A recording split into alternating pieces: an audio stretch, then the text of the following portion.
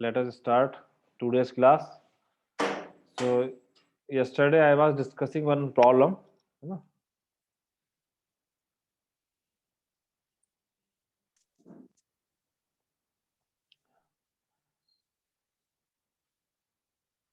Yes. So let me recall first. So yesterday we were doing this problem. Problem number 5. Let others join. Uh,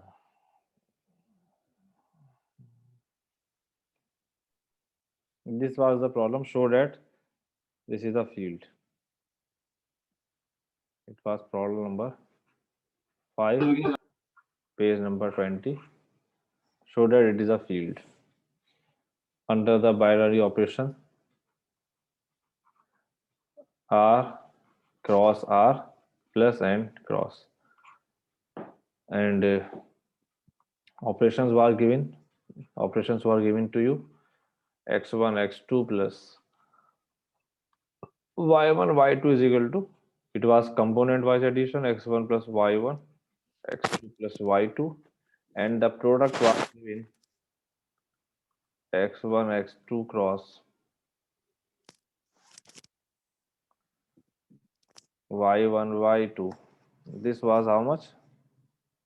This equal to x1 y1 minus x2 y2 and x1 y2 plus x2 y2. Okay, so we already showed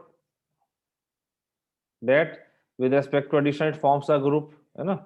Identity, we found identity. Additive identity was 0 0. It was your additive identity, है ना? And 1 0 was your multiplicative identity. हमें इसको field show करना था.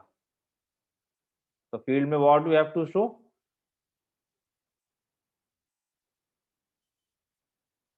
क्यों भाई? पीयूष शर्मा, हिमांशु बताओ, आप बताओ. Yes sir. What we have to show? पहले तो सर ये ग्रुप शो करना पड़ेगा. हाँ multiplication with respect to multiplication and addition. हाँ. आइडेंटिटी और ग्रुप होना चाहिए सर, और डिस्ट्रीब्यूटिव शो करनी चाहिए. तो बोल सकते हैं कि सर एक फील्ड field बन है. चाहिए, उसका Yes. इनवर्स एग्जिस्ट करना चाहिए. Yes. So you have to show it forms a group with respect to addition as well as multiplication, and it satisfies distributive property. So for showing group with respect to addition and multiplication, you have to show associativity, which holds naturally because they are some real numbers. You have to show existence of identity with respect to addition, which is there 0 0, it belongs to R, and you have to show that multiplicative identity is there, that is also exists because 1 0 is the real number belonging to R cross 0, R cross R. You also find that the additive inverse is minus x1 minus x2. So I was talking about the multiplicative inverse, है ना? ये हम कल calculation कर रहे थे, जो class आपका टाइम ऑफ हो गया था. So you can find it easily, है ना?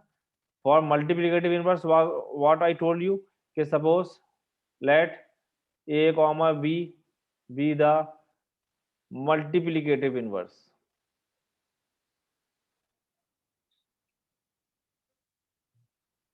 of x1 comma x2, then what will happen? I want to find what is this a comma b, whether they are lying in R cross R or not.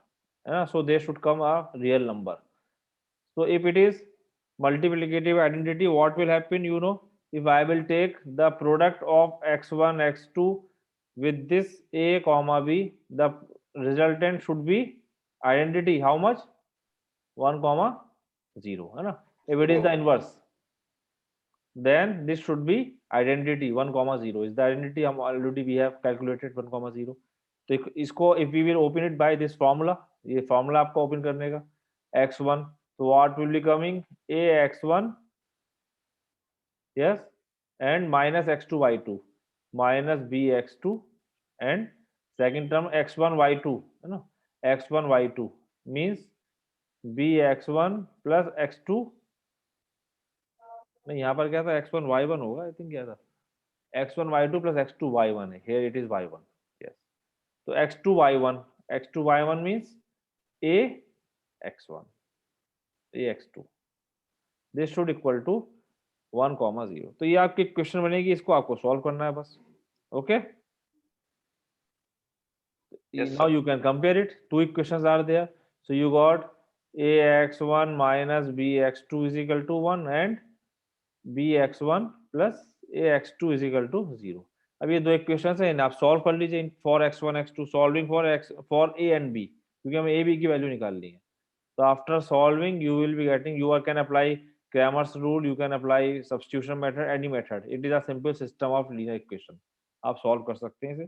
So when you will solve it for a and b, so you will be getting a is equal to how much it is coming, x1 upon x1 square plus y1 square, and b will be coming x2 upon x1 square plus x2 square, है ना?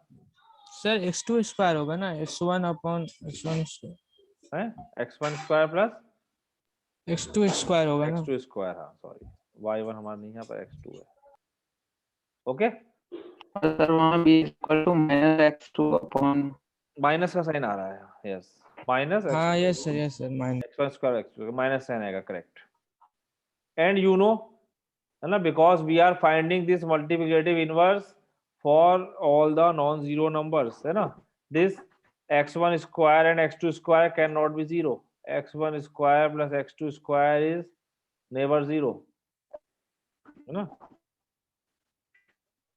क्योंकि at least one of them is non zero, x1 और x2 में से कम कोई एक zero non zero जरूर होगा, तो इसलिए ये सम भी आपका नॉन जीरो रहेगा हमेशा। ओके, क्योंकि मल्टीप्लिकेटिव इनवर्स आप किसका निकालते हैं हमेशा, नॉन जीरो का। तो when it will B non zero, when at least one of them is non zero, तो x1 और x2 they can not be zero simultaneously. तो अगर ये जीरो नहीं है तो इनका सम भी जीरो नहीं होगा, है ना, तो इसलिए this fraction exist. okay, and these are real numbers, you know, x1 is real number, denominator is real number, so this whole quantity is real number, so it means what, so this implies that this a comma b belongs to r cross r, यानी कि ये भी set का element है। तो और you can check also, cross check कर सकते हैं आप कि ये आइडेंटिटी ये इनवर्स है कि नहीं है। क्या करेंगे, x1 x2 में इसकी मल्टीप्लाई करके देख लीजिए, है ना, तो ये अगर आपके पास 1, 0 आ रहा है तो it will be the multiplicative inverse, जो कि आएगा डेफिनेटली, क्योंकि हमने सॉल्व भी सिस्टम को किया है by assuming this equal to 1, 0। so it means a means what, x1 upon x1 square plus x2 square and minus x2 upon x1 square plus x2 square, this belongs to r cross r, and similarly you can check the distributivity you can, sir इसमें हाँ sir इसमें 0,0 को exclude किया होगा ना। हाँ exclude किया हमने, वही तो बता रहा हूँ मैं कि whenever you are finding multiplicative inverse you have to exclude 0, 0, है ना, हमेशा ठीक ये है सर। अंडरस्टूड है कि मल्टीप्लिकेटिव इनवर्स में I will not take the zero element, ध्यान रखना है ये कि x1 x2 can not be zero simultaneously, okay sir. हाँ एक्सक्लूडिंग जीरो। तो हमने डेफिनेशन जब शुरू करी तभी बताया था आपको कि when we are talking about multiplicative inverse it means all non zero elements, you are excluding zero, ठीक है। One more problem is there, एक और प्रॉब्लम है आपकी इस प्रॉब्लम सेट 1.6 में, वो वर्बल प्रॉब्लम है, आप उसका आंसर ऐसे ही दे सकते हैं। Problem number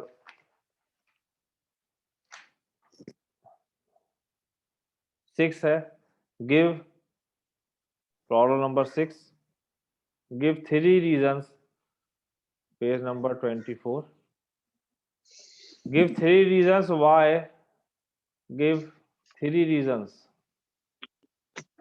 why set of natural number, है ना, capital N is not a field, is not a field under usual addition, under usual addition and multiplication, दीजिए भाई, give 3 reasons. Reason number 1, I want answer from the audience.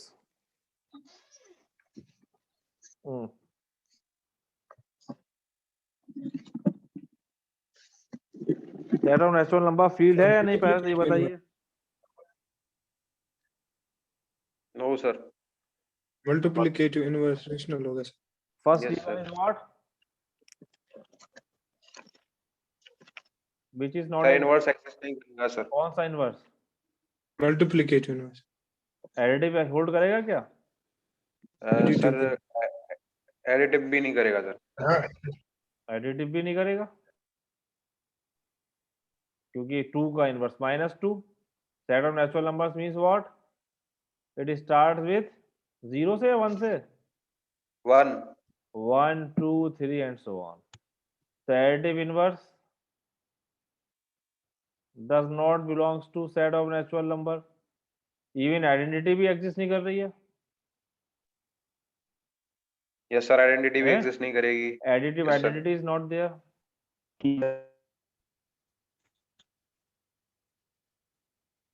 So identity is not there. Additive identity, identity. This does not belongs to set of natural number n. Or third reason, multiplicative inverse है ना।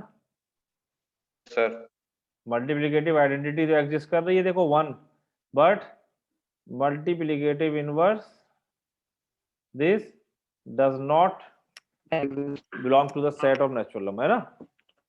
तो Yes, these sir. reasons are there. Yes sir. तो 3 reasons मैंने पूछे थे।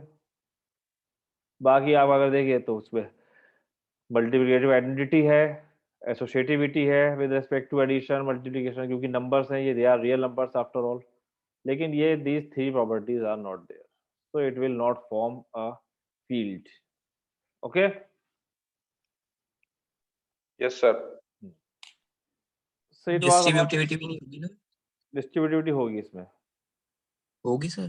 क्योंकि वो numbers है ना। डिस्ट्रीब्यूटिव में आप क्या करना होता है, आपको ये तो निकालना होगा कि if you are taking distributive it means what, you will be taking some number a of b plus c is equal to ab plus ac। ये तो होल्ड होगी because they are real numbers after all. Distributivity में आपको yes sir, numbers की algebra ही तो करनी yes sir. है ना। ये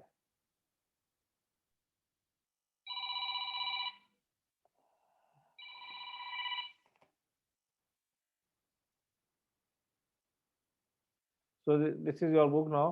So we have finished, this book is visible, come। Yes sir. Yes sir. तो ये बुक में आपका आई फिनिश दिस फील्ड है ना, group, and then this was your exercise number 1.6 in which I have taken problem number 1 and 5 जो भी मैंने आपसे डिस्कस करी है, and it was your problem number 6, give 3 reasons why n is not a field. Rest of the problems it is not in your teaching plan, but if you want you can solve for the sake of learning. सब simple problems हैं यहाँ पर। Prove that this binary operation, prove that ring contains at most one unity, है ना। तो ये आप देख सकते हैं। Prove that a0 is equal to 0.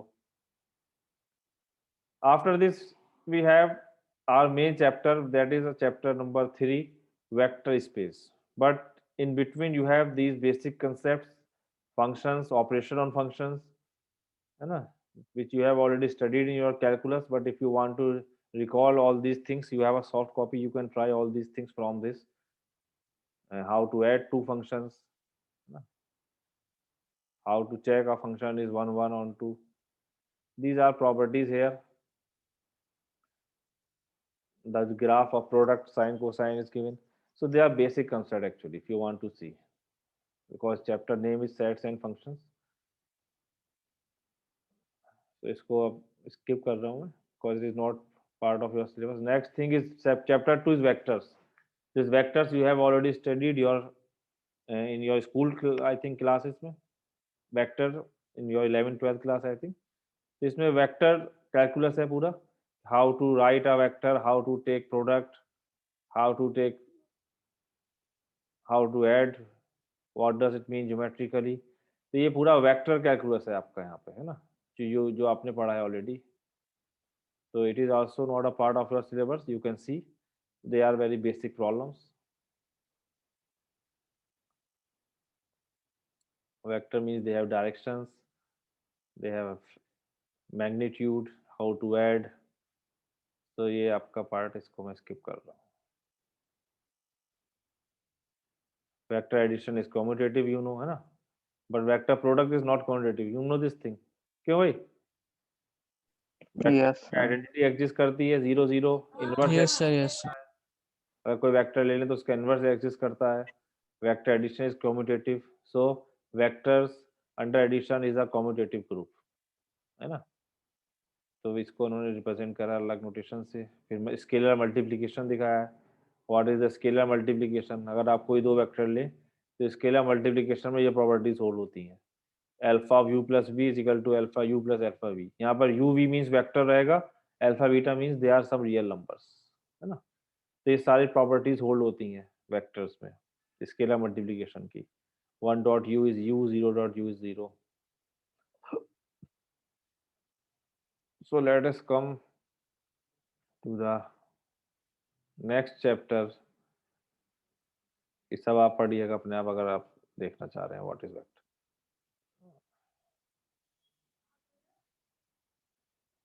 Vector space, chapter number 3, vector space, which basically the basic of your linear algebra paper and which is the base of this paper linear algebra, है ना, vector space.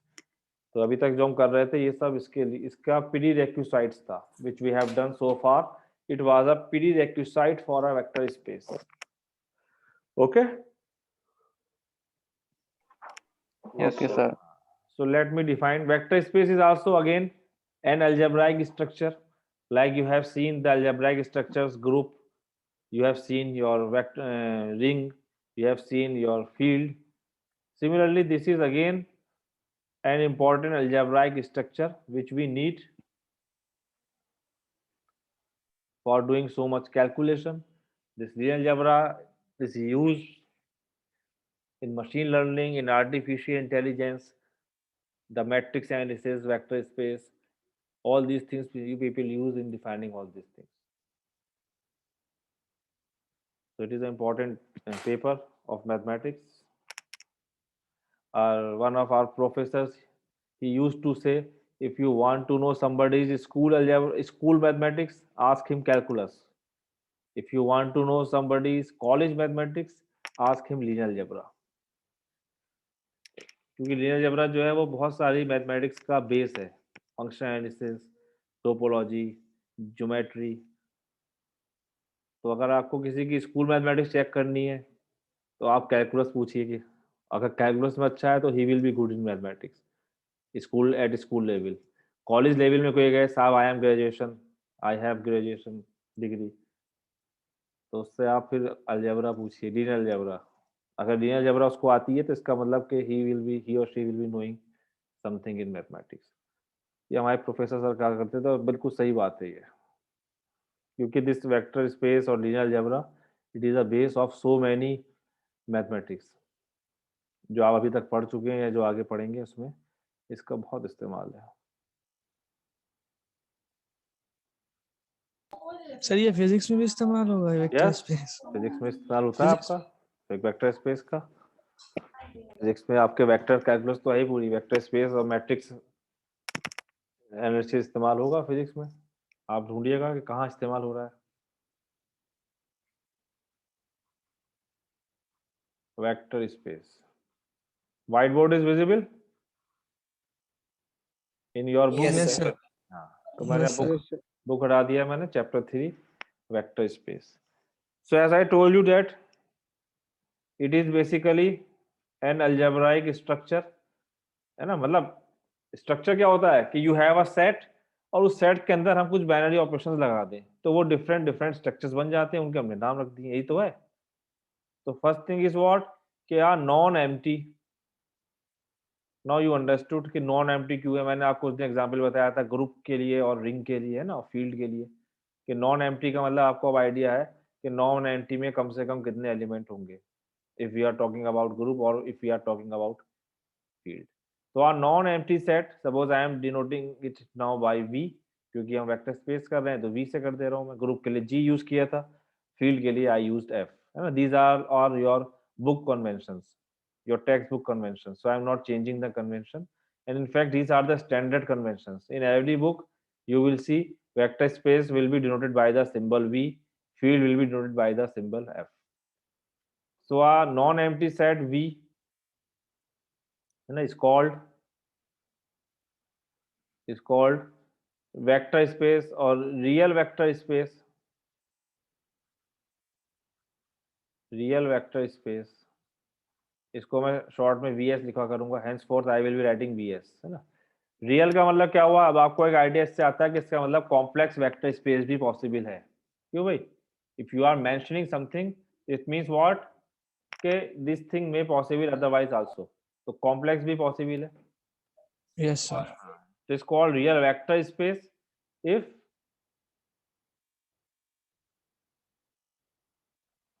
so we have some properties or some axioms, you know, which I will be writing here. Like we have used axioms there in group, defining group, and in defining field also, you know. So same thing here, I will be writing some properties.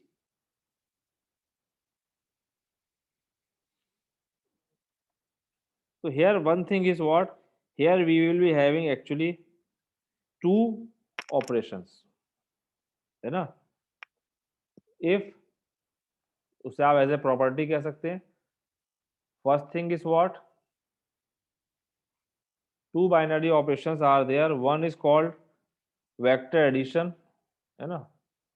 First binary operation is vector addition.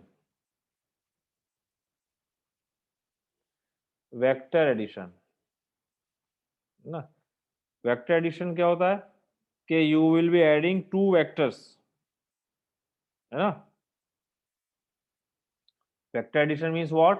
We will be adding two vectors, है ना. That means अगर ये binary A operation vector plus कि अगर u yes, v belongs to v होगा तो implies that u plus v also belongs to v, है ना.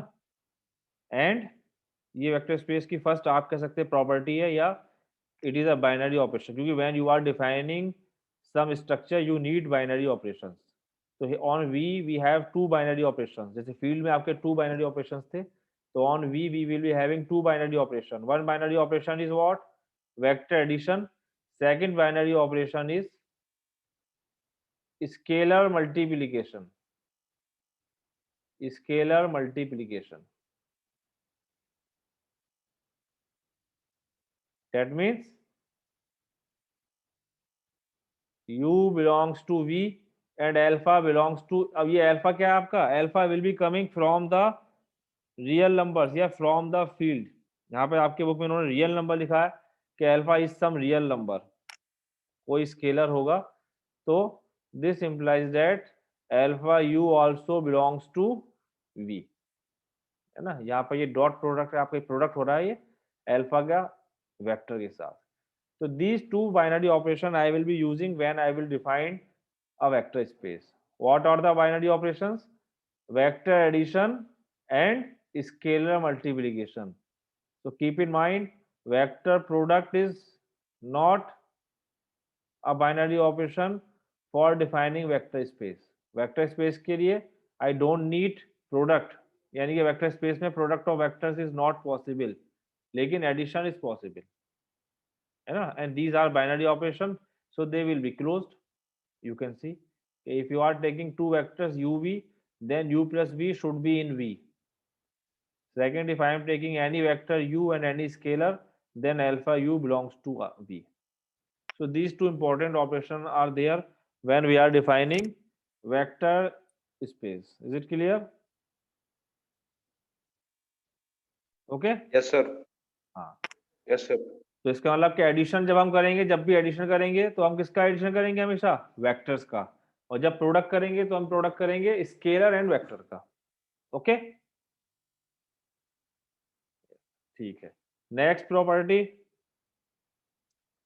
इसको मैं अगर एज ए प्रॉपर्टी ले लूं बाइनरी ऑपरेशन को, vs1 vs2 लिखा है इन्होंने, है ना, तो नेक्स्ट, या इसको एज ए ऑपरेशन ले लें तो आगे प्रॉपर्टी है, तो next property I can say third is vector space v is an abelian, या कम्यूटेटिव लिख दो, आपको मैंने अबेलियन अगर यूज करा, इज अ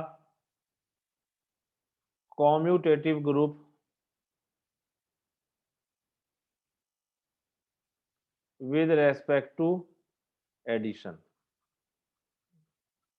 ठीक है, थर्ड प्रॉपर्टी क्या है, या फर्स्ट प्रॉपर्टी से बोल सकते हैं आप अगर उसको करें, तो V is a commutative group with respect to addition. It means what, it means what, sir u plus v is equal to v plus u। बस सिर्फ एक प्रॉपर्टी, नहीं सर, ग्रुप की भी तो होनी चाहिए Commute- सारी property. It means it will be satisfying all the properties of the group with respect to addition, है ना, means it will be satisfying associativity, है ना, I am yes just sir. Recalling, associativity will be there with respect to vector addition, remember, है ना, second existence of identity, identity. there will be some zero vector, because vector से आएगा वो, तो उसे हम zero vector बोल सकते हैं, zero belongs to v, चाहे तो इस पे आप एक कैप लगा दें कि ये आपका वेक्टर से आ रहा है, zero belongs to v, है ना, उसका existence of inverse. inverse, existence of inverse, there will be always inverse of a vector. If u belongs to v, then there exists minus u belongs to v, such that u plus minus u is equal to 0. And fourth property, because it is commutative, so u plus v Yes. should equal to v plus. Closure property. This is for all uv in, ये ध्यान रखना है, for all uv in v। देखो ध्यान रखो, जब मैं small vector small symbol को बना रहा हूँ स्मॉल v, तो ये एक एलिमेंट है, और कैपिटल का मतलब इट इज अ सेट, है ना, इसलिए मैं यहाँ कर्व कर दे रहा हूँ, तो स्मॉल जो है वो वेक्टर रिप्रेजेंट कर रहे हैं और कैपिटल भी रिप्रेजेंट्स द सेट, तो these properties are sir there. इसमें जो हाँ बताइए। सर इसमें जो क्लोजर होगी वो तो सर पहले ही हो चुकी है। हाँ, तो मैंने यहाँ क्लोजर नहीं लिखी ना, इसलिए आई स्टार्ट विद एसोसिएटिविटी, हाँ। क्लोजर तो यहाँ आ हाँ। गई आपकी, ओके। हम्म। तो these four properties of a group, तो इन आप चारों को कंबाइन करके यहाँ पे बस एक लाइन लिख सकते हैं कि V is a commutative group with respect to addition, तो वो अंडरस्टूड है कि it will be having four properties. Next property I am writing,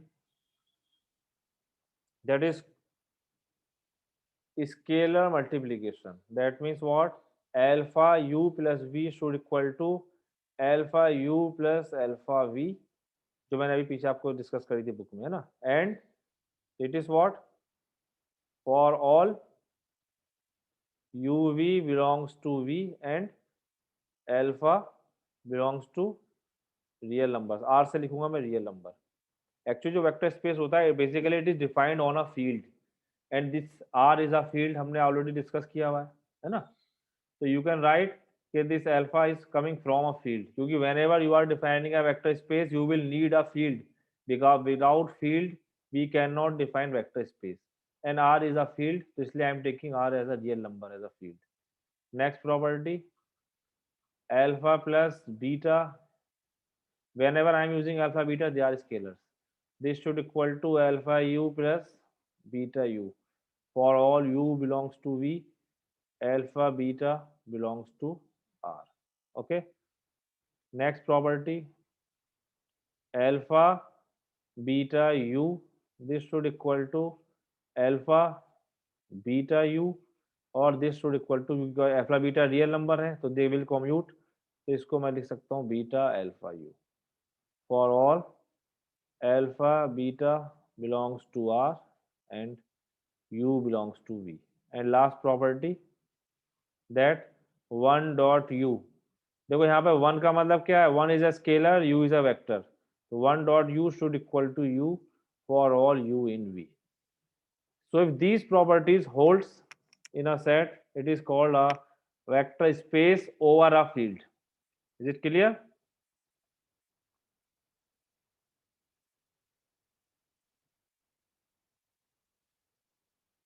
बताइए भाई, पीयूष शर्मा यस सर। बताइए।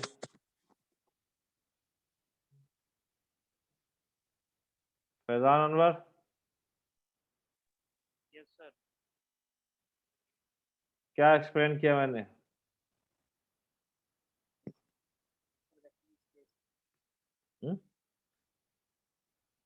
बिलाल जफर कहाँ गए?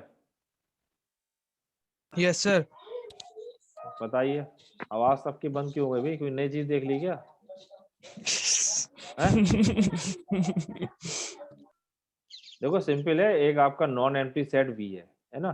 इस सेट के अंदर थोड़ा सा तो टिपिकल है सर, ये कैलकुलस से थोड़ा सा टिपिकल है।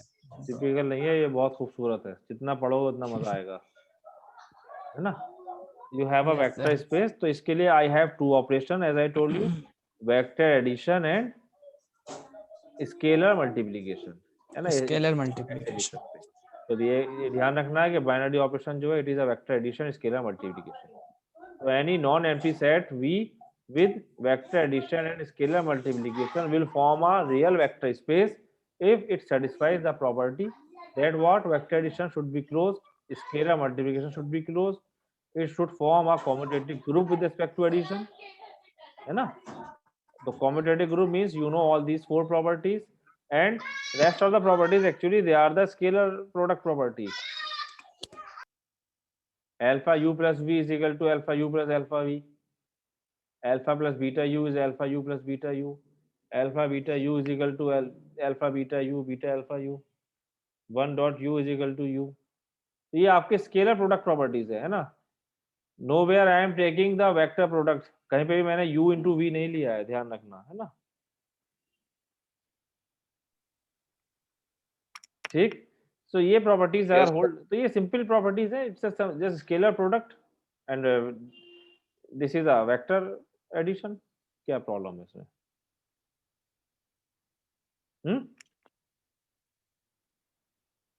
So in this way you can define a real vector space. तो ये आपके टेस्ट हैं, अगर somebody asking to check whether some set is a vector space or not, you can check it easily, है ना? Like I am asking what about set of real numbers, है? तो set of real numbers बताओ, it is a, तो vector space define करने sir के लिए field भी आपको तो वेक्टर स्पेस हो सकता है। ना बताइए क्यों नहीं हो सर सकता?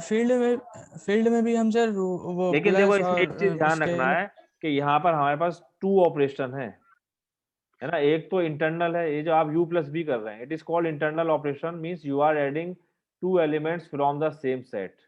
लेकिन जो स्केलर मल्टीप्लिकेशन है, it is external operation. External मतलब क्या हुआ? One element is coming from one set, second element is coming from another set. If you see in set of real number. हाँ, यस सर। अगर आप scalar product देखें, scalar product means what? Actually it is your external operation, क्योंकि you are taking alpha dot u, तो alpha is coming from the real numbers, u is coming from the vector space, so basically you are, yes sir, है ना, it is called external, बाहर से आया है। Yes sir. external operation, है ना? external operation। जबकि u प्लस v जो था वो आपका सिंपल यही था कि v cross v to v, you are taking any element u plus v, this should equal to, this should belongs to the same set। लेकिन यहाँ पर क्या हो रहा है? alpha is coming from field, u is coming from vector, this should belongs to the same vector space। इसका मतलब ये हुआ कि जब भी आप वेक्टर स्पेस डिफाइन करेंगे, आपको एक एक्सटर्नल फील्ड की जरूरत हो पड़ेगी। तो अगर आप फील्ड ले रहे हैं, फील्ड वेक्टर स्पेस बन जाएगा, लेकिन फील्ड ओवर सम फील्ड, क्योंकि फील्ड के लिए फिर हमें एक फील्ड और चाहिए जहां से हम रियल नंबर्स उठाएंगे। बात समझ में आई नहीं आई? तो अगर वैसे मैं आपसे आर कहूं, तो R over R, yes sir. R over R is a vector space, है ना? क्योंकि इसलिए हम वी ओवर आर लिखते हैं इसको, या रियल वेक्टर स्पेस लिखते हैं। तो जब मैं कह रहा हूँ कि आप non empty set is a real vector space, इसका मतलब यही है कि आपके जो स्केलर्स हैं they are coming from real number. Is it clear? So for defining Yes, vector sir. space, I need a set and a field. It will become complex. Complex में क्या हो जाएगा, if the scalars are complex, है ना। ये real vector space है when V is defining over a real numbers. If V is defining over set of complex numbers under the same operation, vector addition and scalar multiplication, it will become complex vector space, है ना। तो V में vectors तो वही रहेंगे, बस आपके पास जो मैं ये अल्फा ले रहा था, alpha u plus v, it may be alpha plus I beta u plus v, ये बन जाएंगे, तो वो आपका कॉम्प्लेक्स बन जाएगा। Is it clear? So whenever we are defining a vector space, we need a field. तो आपके बुक में हमने फील्ड को हमेशा सेट ऑफ रियल नंबर से डिनोट कर दिया है, because it will always form a field. Okay sir हम कोई किसी वेक्टर में अगर कॉम्प्लेक्स नंबर से मल्टीप्लाई करते हैं तो वो कॉम्प्लेक्स वेक्टर स्पेस हो जाता है ना। हाँ, अगर आपकी फील्ड कॉम्प्लेक्स बन जाएगी तो you will, it is called complex vector space, which is not a part of your syllabus, लेकिन कॉम्प्लेक्स वेक्टर स्पेस भी एग्जिस्ट करते हैं जैसे real vector space. Okay, can I move ahead? Yes sir. तो अब कुछ एग्जांपल्स की, आपने देखा कि R तो आपका वेक्टर स्पेस है ही, है ना, R ओवर R, अगर हम R की बात करेंगे तो R over R is a vector space, बस उसमें ये होगा कि वेक्टर्स भी R से आएंगे और स्केलर भी R से आएंगे, तो अगर आप देखेंगे वो ट्रिवियली वेक्टर स्पेस है। ओके, बताओ। अच्छा, set of natural number Yes, vector sir. Space है क्या, बताओ जरा। Set of natural numbers, is it a vector space over R? Sir ये कम्यूटेटिव ग्रुप नहीं होगा क्यों? सर। अभी जो आपने बताया कि ये- इसका ना तो जीरो है इसके हाँ। अंदर, ना इनवर्स है, तो it is not a vector space, yes sir. है ना। चलो, set of integers over R, over जरूर बोलना जरूरी है हमें वेक्टर स्पेस में, ओवर ओवर R बताइए।